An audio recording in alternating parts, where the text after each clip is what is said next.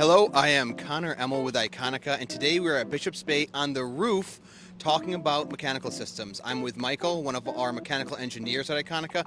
He's going to explain the DOAS system, how it works, and why it's important. This is a commercial kitchen, so we have some big exhaust hoods down low that are taking out large amounts of air from the space. We have our DOAS unit that is bringing in a whole bunch of makeup air to make sure that we're still keeping that kitchen nice and warm during the winter, cool during the summer. Okay, so I know this is called a DOAS system, but what does that actually stand for?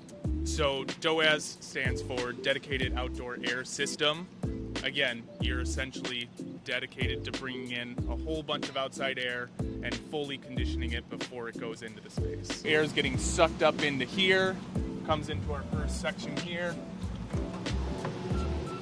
So once it comes through, it goes into the filters. We want to get rid of any, dust, leaves, anything that might be in the air. We don't want to bring into our system. That all gets caught in these filters. Once that air's been filtered, it hits our cooling coil. So summer day, it can be 90 degrees.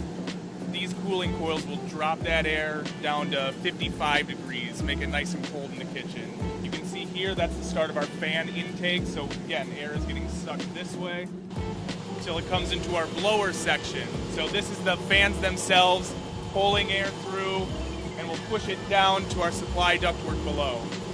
During the winter, we can see temperatures like -15. We have some heating coils right down there for gas-fired heat that will warm that air up to 70, 80 degrees. Again, keeping them nice and warm all winter long. Michael, thanks for coming out and explaining the DOAS system to us. Wanted to thank Bishop's Bay Country Club for trusting us with the project. Stay tuned for more.